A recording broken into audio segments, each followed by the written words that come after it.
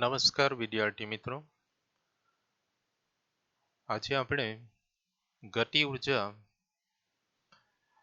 અને કાર્ય ઉર્જા પ્રમેય શીખીશું. તો ગતિ ઉર્જા એટલે શું? પદાર્થની ગતિને કારણે તેમાં રહેલી કાર્ય કરવાની ક્ષમતાને ગતિ ઉર્જા કહે છે. અથવા બીજી રીતે, જો પદાર્થનું દળ m અને વેગ v હોય તો પદાર્થના દળ અને તેના વેગના વર્ગના ગુણાકારના અડધા મૂલ્યને પદાર્થની ગતિ ઉર્જા કહે છે. માટે વ્યાખ્યા અનુસાર ગતિ ઉર્જા k બરાબર હાફ mv સ્ક્વેર, પદાર્થના દળ m અને તેના વેગ v ના વર્ગ ના ગુણાકાર નું અડધું મૂલ્ય એટલે પદાર્થની ગતિ ઉર્જા, જ્યાં સ્મોલ m પદાર્થનું દળ અને v પદાર્થની ઝડપ અથવા વેગ છે. ગતિ ઉર્જાનો એકમ એ કાર્યનો એકમ છે. તેથી SI પદ્ધતિમાં એકમ જૂલ અને CGS પદ્ધતિમાં એકમ અર્ગ છે. ગતિ ઉર્જાનું પારિમાણિક સૂત્ર m1L2T-2 છે. ઝડપથી વહેતા પ્રવાહની ગતિ ઉર્જાનો ઉપયોગ કરીને અનાજ દળવાની ઘંટી વડે અનાજ દળી શકાય છે. પવનની ગતિ ઉર્જાનો ઉપયોગ કરીને સઢવાળા વહાણ ચલાવી શકાય છે અને પવન ચક્કી વડે વિદ્યુત ઉર્જા ઉત્પન્ન કરી શકાય છે. એટલે આ બધા ગતિ ઉર્જાના ઉદાહરણો છે. તો આ રીતે ગતિ ઉર્જાનો ખ્યાલ આપણે મેળવી શકીએ. તેની વ્યાખ્યા, એકમ અને પારિમાણિક સૂત્ર એ MCQ કે VSQ માટે અગત્યના છે. હવે આપણે એક પરિમાણમાં ચલ બળ વડે થતા કાર્યનું સૂત્ર integration of xi to xf fx dx મેળવીશું. તો ચલ બળ એટલે શું? તો જે બળ પદાર્થની ગતિના સ્થાન કે સમય કે બંને પર આધાર રાખે તે બળને ચલ બળ કહે છે. જે બળ પદાર્થની ગતિના સ્થાન પર કે સમય પર કે બંને પર આધાર રાખે તે બળને ચલ બળ કહીશું. અચર બળ જવલ્લે જ જોવા મળે છે, ભાગ્યે જ જોવા મળે છે. મોટે ભાગે ચલ બળ સાથે જ કામ લેવું પડે છે. તો એ ચલ બળ વડે થતા કાર્યની ગણતરી કરવા માટે એક પરિમાણમાં ચલ બળનો બળ F વિરુદ્ધ સ્થાન x નો આલેખ આકૃતિમાં દર્શાવ્યો છે. જો સ્થાનાંતર ડેલ્ટા x સૂક્ષ્મ લઈએ, સ્થાનાંતર ડેલ્ટા x એ સૂક્ષ્મ લઈએ તો આ સૂક્ષ્મ સ્થાનાંતર દરમિયાન બળ Fx ને લગભગ અચર ગણી શકાય,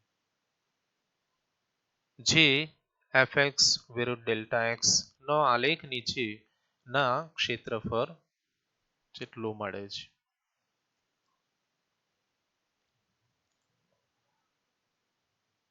અનુક્રમે આવતા લંબચોરસના ક્ષેત્રફળનો સરવાળો કરતા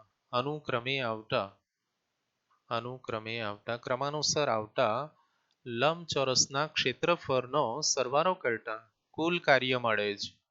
માટે કાર્ય W equal to summation of xi to xf fx delta x થશે.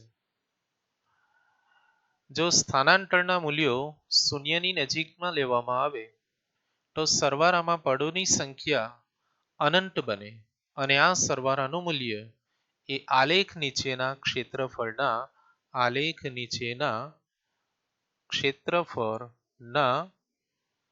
મૂલ્ય જેટલું થાય છે. માટે સમગ્ર માર્ગ માટે થયેલું કુલ કાર્ય xi to xf સુધીના સમગ્ર માર્ગ માટે થયેલું કુલ કાર્ય W equal to delta t tends to 0, limit delta t tends to 0, summation of xi to xf fx dx. માટે કાર્ય w equal to integration of xi to xf fx dx. કારણ delta x જેટલું સૂક્ષ્મ સ્થાનાંતર ધરાવતા આ સૂક્ષ્મ ખંડો આ રીતે સતત પથરાયેલા હોય તો આવો સરવાળો એ સંકલનમાં પડી રહે છે. માટે સમગ્ર માર્ગ માટે થયેલું કુલ કાર્ય w equal to xi to xf fx dx થશે. આમ જ્યારે ડેલ્ટા x એ શૂન્યને અનુલક્ષે ત્યારે આ સરવાળો એટલે કે ચલિત બળ વડે થયેલ કાર્ય એ પદાર્થના સ્થાનાંતર પરના નિયત સંકલન વડે મળે છે. તો હવે પછીનો જે પ્રશ્ન છે એ પરીક્ષાની દ્રષ્ટિએ વેરી મોસ્ટ આઈએમપી કહી શકાય. એક પરિમાણમાં ગતિ કરતા પદાર્થ માટે ચલ બળ માટે કાર્ય ઊર્જા પ્રમેય સાબિત કરો. તો એક પરિમાણમાં એટલે કે x અક્ષની દિશામાં ગતિ કરતા પદાર્થનું દળ m અને ઝડપ v હોય તો તેની ગતિ ઊર્જા k બરાબર હાફ mv સ્ક્વેર થશે. ઉપરોક્ત સમીકરણની બંને બાજુનો સમયની સાપેક્ષ વિકલન કરતા એટલે d by dt of k સમયની સાપેક્ષ વિકલન d by dt of k equal to d by dt of half mv square. Half mv square માં હાફ m અચળ માટે એનું વિકલન થશે નહીં અને v સ્ક્વેર નું d by dt of v square equal to twice v dv by dt એટલે half m twice v dv by dt માંથી 2 નીકળી જશે માટે dk by dt equal to m dv by dt into v. પણ dv by dt એટલે વેગનું સમયની સાપેક્ષ વિકલન એટલે પ્રવેગ મળે.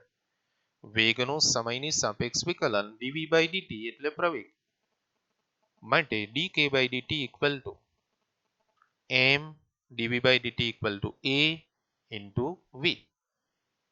પણ m into a એટલે બળ f અને v equal to dx by dt. ma equal to f અને v equal to dx by dt મૂકી દઈએ તો dk by dt equal to f dx by dt. dk by dt equal to f dx by dt માટે dk equal to f dx. dk equal to f into dx. બંને બાજુનું પ્રારંભિક સ્થાન xi થી અંતિમ સ્થાન xf સુધીનું સંકલન કરતા ઉપરોક્ત સમીકરણનું dk equal to f dx માં xi થી xf સુધીનું સંકલન લેતા સંકલન of ki to kf dk equal to સંકલન of xi to xf f dx માટે સંકલન of dk equal to k times ki to kf એટલે kf minus ki equal to f સંકલન of dx. f સંકલન of dx માં સંકલન of dx equal to x પર અંતિમ સ્થાન xf પ્રારંભિક સ્થાન xi માટે f xf minus xi થશે. સંકલન of dk નું k માં kf minus ki અને સંકલન of dx નું x xf minus xi એટલે kf minus ki equal to f xf minus xi equal to f into delta x.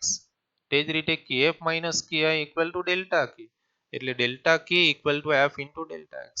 પણ f into delta x બળ અને સ્થાનાંતરનો ગુણાકાર એટલે કાર્ય માટે kf minus ki equal to w f into delta x equal to w જે ચલિત બળ માટે કાર્ય ઊર્જા પ્રમેય છે.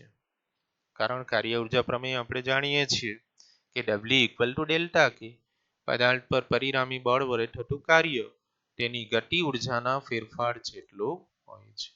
આ રીતે એક પરિમાણમાં ગતિ કરતા પદાર્થ માટે ચલ બળ માટે કાર્ય ઊર્જા પ્રમેયની સાબિતી આપણે આપી શકીએ.